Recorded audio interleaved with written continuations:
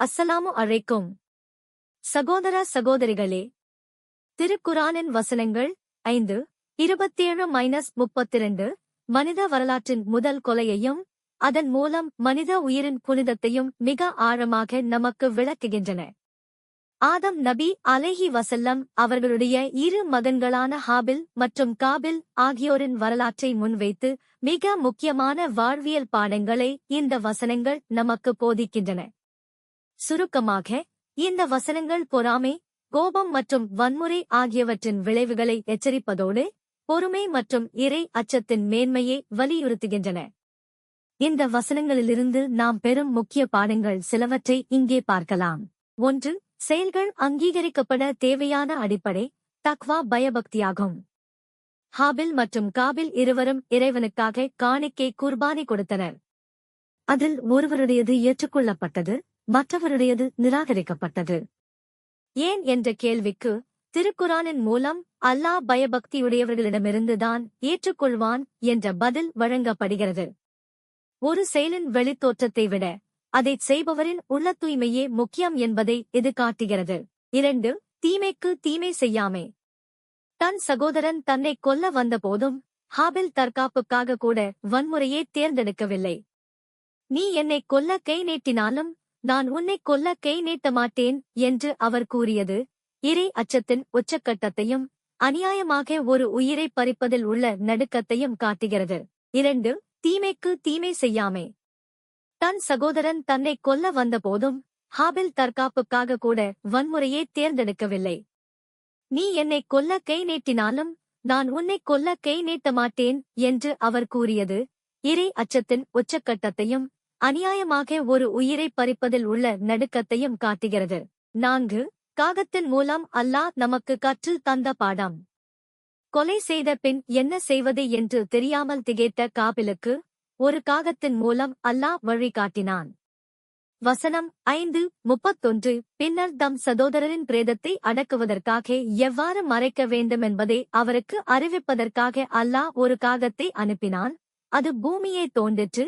இதை பார்த்த அவர், அந்தோ, நான் இந்த காகத்தைப் போல் கூட இல்லாதவனாகி விட்டேனே, அப்படி இருந்திருந்தால் என் சகோதரனுடைய பிரேதத்தை நான் மறைத்திருப்பேனே என்று கூறி கை சேதப்படக்கூடியவராகிவிட்டார். ஒரு பறவையைக் கண்டு மனிதன் பாடம் கற்க வேண்டிய நிலைக்கு தள்ளப்பட்டது அவரது அறியாமையையும் செய்த தவறுக்கான மன வருத்தத்தையும் மறுமையின் நஷ்டத்தையும் குறிக்கிறது. 5. ஒரு மனித உயிர் உலக மக்கள் அனைவருக்கும் சமம். வசனம் 5:32 இஸ்லாமிய சட்டவியலின் மிக முக்கியமான அடிப்படையாகும். ஒரு கொலை அநியாயமாக ஒரு மனிதரை கொலை செய்வது ஒட்டுமொத்த மனித குலத்தையே கொலை செய்வதற்கு சமம். ஒரு உயிர் காப்பு ஒரு மனித உயிரை காப்பாற்றுவது ஒட்டுமொத்த மனித குலத்தையே காப்பாற்றுவதற்கு சமம். முதல் கொலைக்கான பாவச் சுமை. இறைத்தூதர் முஹம்மது நபி ஸல்லல்லாஹு அலைஹி வஸல்லம் அவர்கள் கூறினார்கள், அநியாயமாக ஒரு உயிர் கொல்லப்படும் போதெல்லாம் அந்த பாவத்தின் ஒரு பங்கு ஆதமின் முதல் மகனிட் காபிலைச் சென்றடைகிறது. ஏனெனில் அவர்தான் முதலில் கொலை செய்யும் முறையை தொடங்கி வைத்தார். ஷூட் ஆதாரம் சஹீஹ் புகாரி 3335. குழப்பமான நேரங்களில் ஹாபிலை போல் இருங்கள். முஸ்லிம்களுக்கு இடையே குழப்பங்களும் சண்டைகளும் ஃபித்னா ஏற்படும் போது ஒரு முஃமின் எவ்வாறு நடந்து கொள்ள வேண்டும் என்பதற்கு இந்த வரலாறு முன்னுதாரணமாக காட்டப்படுகிறது. நபிகள் நாயகம் ஸல்லல்லாஹு அலைஹி வஸல்லம் அவர்கள் கூறினார்கள், நிச்சயமாக வருங்காலத்தில் குழப்பங்கள் தோன்றும். அப்போது அமர்ந்திருப்பவர் நின்றிருப்பவரை விடச் சிறந்தவர். யாரேனும் ஒருவரது வீட்டிற்குள் புகுந்து அவரை கொல்ல கை நீட்டினால் அவர் ஆதமின் இரு மகன்களில் சிறந்தவரை ஹாபிலைப் போல் ஆகிவிடட்டும். விளக்கம். அநியாயமாக ஒரு கொலை நடப்பதைத் தவிர்க்க தன் உயிரே போனாலும் தான் ஒரு கொலையாளியாக மாறிவிடக்கூடாது என்ற உயரிய பண்பை இது வலியுறுத்துகிறது. ஆதாரம் அபூ தாவூத் 4257, திர்மிதி 2204. தற்காப்பு மற்றும் அநீதி பற்றிய எச்சரிக்கை. வசனம் 5:32 ஒரு உயிரை காப்பது ஒட்டுமொத்த மனிதகுலத்தை காப்பதற்கு சமம் என்று அல்லாஹ் கூறுகிறான். இதனுடன் தொடர்புடைய நபிகளாரின் எச்சரிக்கை.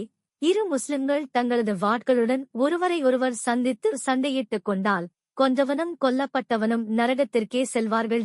அப்போது நபித்தோழர்கள், இறைத்தூதர் அவர்களே. கொன்றவன் நரகிற்குச் செல்வது நியாயம், கொல்லப்பட்டவன் ஏன் நரகம் செல்ல வேண்டும் எனக் கேட்டனர்.